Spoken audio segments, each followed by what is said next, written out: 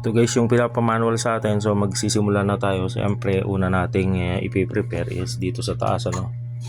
Obligado may mga tatanggalin tayong pyesa para mapaglagyan natin ng timer natin dito, tsaka nung toggle switch. So hanapan natin ng magandang pwesto yan. And then ito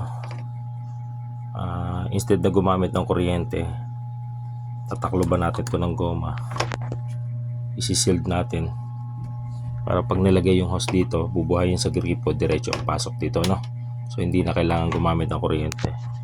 Kasi pagaganahin pa natin na solenoid valve, kuryente pa, ganun din. Since manual naman na siya, is better na sa gripo na lang kasi minsan umiinit ito pagka nakakalimutan nilang patayin yung yung switch. So ang gagawin natin is sasaraduhan na lang natin to para pagka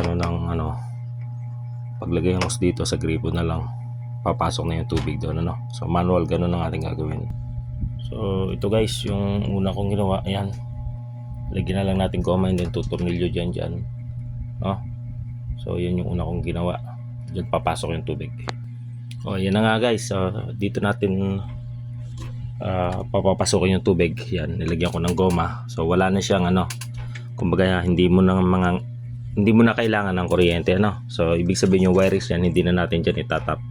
So paglagay dyan ng hose, bubuksan, pasok na tubig. So susunod natin is hanapin natin kung sa magandang i-layout yung ating timer kasi hindi naman pwede dito sa harap. So dito kailangan natin magputol dito ng mga plastic, obligado kasi ma-manual tayo para ma-access yung ating timer, ano.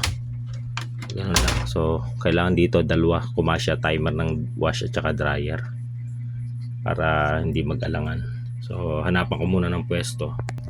So guys, parang pinaka the best na position para sa timer ng wash at ng dryer ay dito.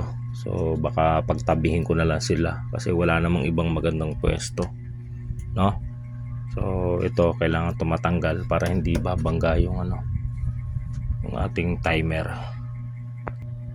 Yan guys, nahanapan ko na ng pwesto yung timer. So kailangan po talaga yan sirain para ma-place dyan yung timer, ano. So susukatin ko na kung kakasya ba yung yung timer dito sa space na yan, dyan sa dalawa na yan. So yan, dyan natin na ilalagay yung timer, ano. So ito binutasan ko na, dalawa pagtatabihin lang dito, spinner at saka sa wash timer. Itong una ko nabutas wash. So pag ganyan mangyayari dyan, so sinusukatan ko pa. Ito na nga guys, ito na yung timer na ikabit ko na, ganda ng pagka-layout, parang natural na, yan, kakabit natin yan dyan, tapos magwa-wirings na lang. So okay na yan. Toggle switch ikakabit natin. So hari na may magkasya dito sa side na to. So subukan natin. Yan guys, halos malapit na tayo matapos, So kakabit ko na lang yung toggle switch. Ito na guys, yung timer na may toggle switch na. So wirings na lang, kulang nito, konting kembot na lang to. Malapit na nating matapos ang ating conversion. Okay guys, so nakabit na nga natin yung timer at saka itong toggle switch. So ang gagawin naman natin is mag-wirings na, So toggle switch, nilagyan natin ng wire sa gitna. Bukod sa plug, yung isang linya ng kuryente galing sa plug, yan sa gitna. Kasi siya yung magdi-distribute ng kuryente dito sa dryer at saka sa wash timer, And then yung isa, kung mapasin mo may fuse. Itong isang ito yung bababa papunta dun sa ating kulay pink ito. Yan, dinugtong ko na. Yan ang pababa papunta sa ating motor, So nilagyan natin ng fuse para kung sakali magka-short circuit, okay. So mapapansin nyo dito sa ilalim, yun na. Itong kulay na to. So kung mapapansin mo itong mga dugtungan na yan, yung isa papunta sa motor, yung isa sa drain motor. So okay na wirings niyan. So isa. And then ito, kung mapansin mo yung kapartner ng drain motor, paakyat sa taas. So ito aakyat sa taas. Paglabas dito, ito yan. So ito, So ito itatap natin dito sa may sa may dryer. So ito yan. Tatap natin dito kasi pagka itinapat mo sa dryer, ito talaga yan.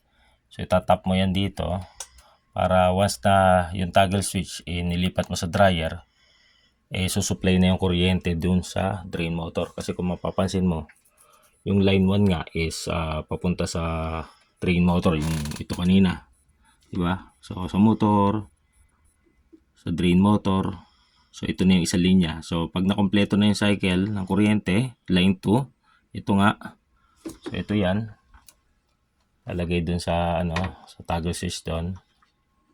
So pag itinapat sa spinner, automatically, dahil ito ang common na nagsusupply ng kuryente dito sa gitna, pag itinapat sa spinner, so magkakalinya na ng kuryente, pati itong ating drain motor. Kaya bubukas na yung valve every time na nakatapat sa spinner timer, So i-wire muna natin.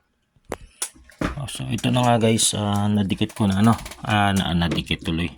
Natap ko na yung kalahati ng drain motor. Sabi ko nga ito. So dating pala dito na iba yung kulay, so naging ito. So maki sa taas. Ito na yan. Ito na So ito, itatap mo yan dyan sa toggle switch. So pag inarap mo sa drain, pag ganon, dito talaga siya. So pag pinaling mo pa kaliwang ganyan, dito kokontak dito magkaka-continuity. So ito na yon. So para mabuksan yung drain valve.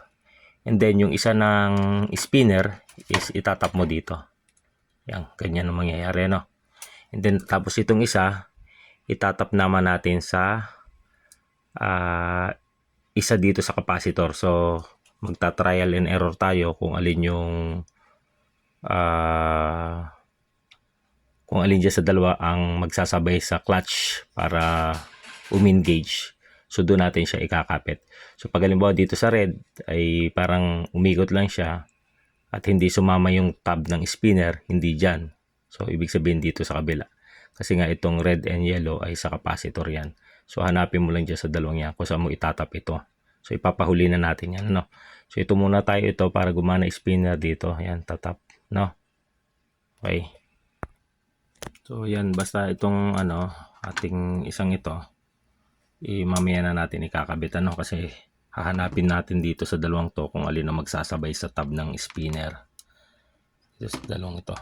Kasi itong yellow and red ay papunta sa capacitor. So kung mapapansin nyo, linya ng ang capacitor ay yellow at red.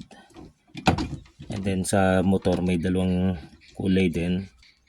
So kasi nakuha na natin ang common kanina ng motor ito. So ano natitira, yellow and red. So yan, yellow and red, magkatap sila ng capacitor. Yung yellow at red ng capacitor so nakatap. And then yung yellow at red na yan is may packet sa taas, pareha sila. So ito na nga yan, lalabas siya dito. So lalabas siya yellow and red.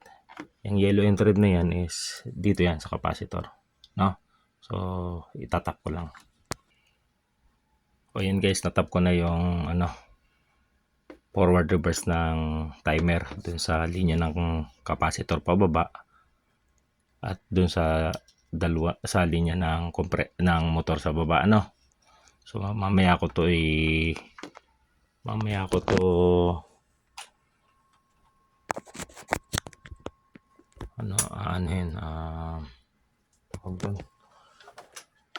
mamaya natin sa papasuin yung syringe tube, Kasi bakit? Kasi nga hanapin ko pa dyan yung isang linya nito.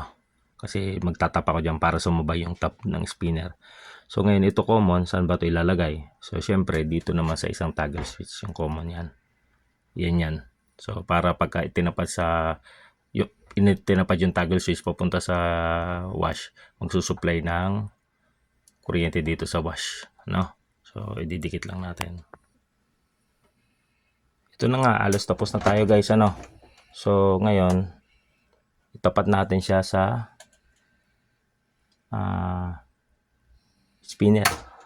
O yan, pansin nyo parang nare-review tunog, bumubukas yung valve sa ilalim. So kanina ano ba yung iniwan natin? Ito. Kasi nga sabi ko sa inyo kanina, hahanapin natin kung alin dyan ang magsasabay sa spinner, ano. So tingnan natin kung sa yellow or sa red. So yun nga guys, 'di ba? Tinapat natin dito sa spinner. So bumukas yung drain valve sa ilalim. So hindi lang umaano kasi baka tumapon yung tubig. And then yung hinahanap natin, pagtatapan natin itong isang wire ng spinner ay dun sa dilaw. So tingnan mo pagka ngayon pipihitin ko yung timer. Pag pinihit natin yung timer, aandar yung spinner. Ayun. So yun lang yun, no? So babalik ko pero dapat hindi binabalik. Ngayon gusto ko naman maramdaman ang pag-andar ng wash. So pagka ganyan nga pala, wag mo basta-basta ililipat ng gano'n kasi biglang sasara yung valve doon. So hayaan mo siya tumigil mag-isa para hindi basta-basta masira yung gear ng iyong washing machine.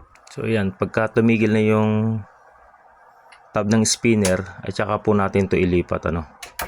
Ayun, so ibig sabihin nasa wash na siya, nakatapat doon. So ngayon testingin na naman natin yung wash kung gumagana. So pag gumagana to, okay na tayo.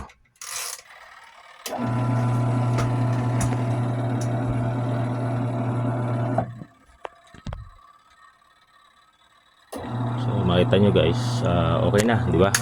So i-fix ko na lang to. So yun na, complete tutorial sa pag manual at pagwa-wiring sa manual.